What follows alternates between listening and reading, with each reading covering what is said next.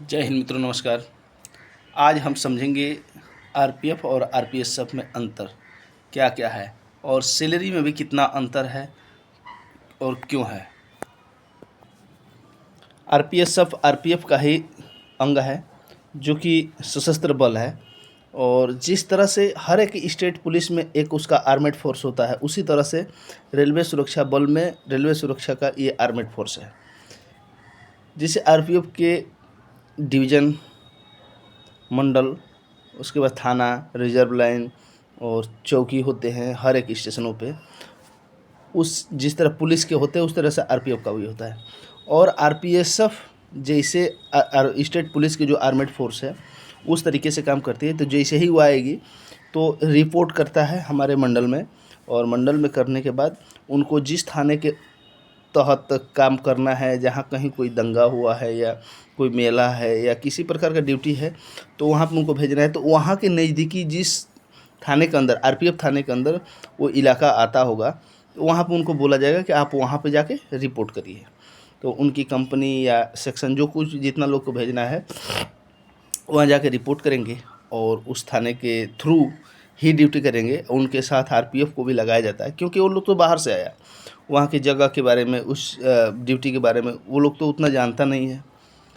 तो इसलिए अगर जो 3 आदमी है या 2 आदमी है, 4 आदमी है आरपीएफ का, तो उसमें 1 या 2 आरपीएफ के लोग रहते हैं कि साथ में उनको जानकारी है उस जगह के बारे में, स्थान में, क्योंकि वो स्थानीय हो गए। वहाँ से वो 5 साल से खट रहे हैं, ये बेचारे कहीं कहीं से भटकते हुए आते हैं, तो इसलिए उनको देते। आरपीएफ और आरपीएसएफ में ज़्यादा कोई डिफरेंट नहीं, काम सेम है। लेकिन हाँ, वो लोग आके आरपीएफ के अंदर अटैच होकर ड्यूटी करता है, और आरपीएफ का अपना खुद का थाना होता है, रिजर्व लाइन होता है, खुद मुकदमा लिखता है और कोर्ट को सबमिट करता है। आरपीएसएफ ऐसा कुछ नहीं करता है, सिर्फ आरपीएफ का सहयोग करता है।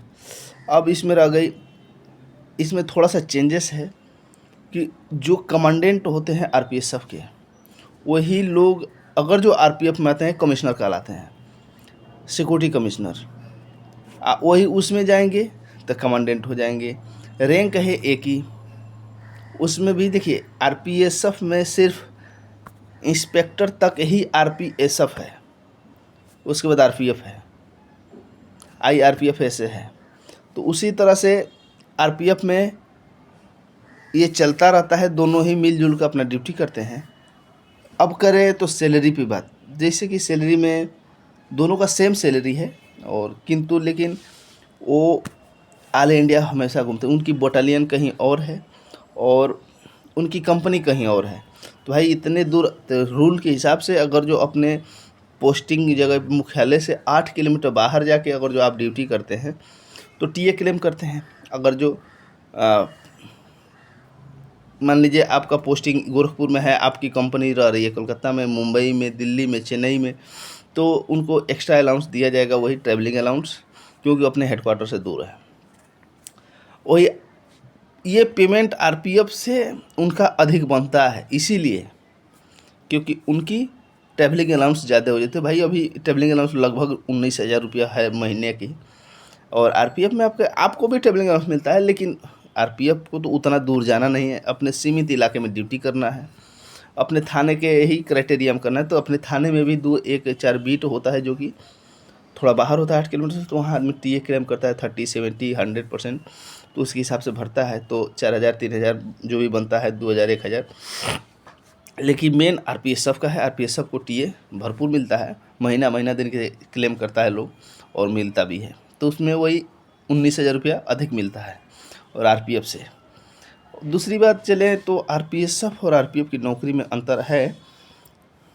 आरपीएफ एक जगह पर फिक्स रहने वाली फोर्स है, जो कि फैमिली लाइफ जी सकता है आदमी। जैसे मान लीजिए आप कहीं भी पोस्टेड होंगे, 5 साल 6 साल रहेंगे एक जगह पे, तो अपना क्वार्टर अलॉट करा के अपना सर्विस कर सकते हैं और अपने बच्चे को पढ़ा सकते हैं, कोई दिक्कत। आरपीएफ में थोड़ी सी दिक्कत है कि कभी यहाँ कभी वहाँ कंपनी घूमती रहती है। हालांकि ये सुविधा उनके लिए भी लागू है, अगर जो चाहें अपनी भी कहीं भी रेल क्वार्टर लेना तो उनको अलर्ट हो सकता है, और वहाँ पे वो सर्विस उनकी कंपनी घूमेगी, फैमिली की कंपनी तो नहीं है कि घूमेगी। तो वो घूमते रहेंगे, लेकिन उनकी फैमिली वहाँ रहेगी, इसमें कोई रोक नहीं। लेकिन वो उससे अच्छा तो घर पे आदमी रखना हुआ। जब हम ही वहाँ नहीं रहेंगे तो हम रहे मुंबई में, फैमिली रहे गोरखपुर में, हमारा घर है बनारस में, तो ऐसा नहीं करना चाहिए। यही थोड़ी सी उन लोगों की प्रॉब्लम है, लेकिन ये भी प्रॉब्लम नहीं है। 5-6 साल तक ही लोग रहता है, 7 साल अधिकतम 8 साल, फिर तो लोग भी आरपीएफ में ही आ जाता है। तो अभी घूमने का उम्र रहता है, तो इसमें अफसोस में देखिए सबसे बड़ा मेन महान चीज़ है आपको कामयाबी मिलना, कामयाबी के सीढ़ी पर कदम रखना। तो फर्स्ट कदम अगर जो रखा जाए, चाहे वो आरपीएफ मिले या आरपीएसएफ मिले, कुछ भी मिले, उसको पकड़ने की ज़रूरत है और जॉब में आने की ज़रूरत है। क्योंकि सबसे बड़ा इस समय का चीज़ है बेरोज़गारी। सबसे वो चीज़ को हटाना है और वो हटने के बाद धीरे धीरे अपना जो कुछ सुख सुविधा है उसके बारे में ध्यान देना है। तो सभी मित्रों, अभी हमको उम्मीद है कि समझ चुके होंगे कि आरपीएफ और आरपीएसएफ में क्या अंतर है दोनों एक ही चीज़, कोई डिफरेंट नहीं है। इसमें भी वही सेम रैंक का भर्ती है, सब इंस्पेक्टर और कांस्टेबल, उसमें भी कांस्टेबल और सब इंस्पेक्टर 2 ही रैंक के दोनों विभाग में भर्ती होता है। विभाग एक ही है, इसका तना 2 है, आरपीएफ और आरपीएसएफ, जड़ एक ही है। तो दोनों एक ही चीज़ है, इसमें कोई ख़ास अंतर नहीं है। तो आप लोग भाई अगर जो आपका सिलेक्शन आरपीएसएफ में होता है या आरपीएफ में होता है तो खुशी खुशी अपना ज्वाइन करेंगे। ट्रेनिंग भी सेम होती है, उसके बाद चेंज हो जाता है। अगर जो आरपीएफ से आरपीएसएफ जाना चाहते हैं तो भी होता है, और आरपीएसएफ से आरपीएफ आना चाहते हैं तो भी होता है।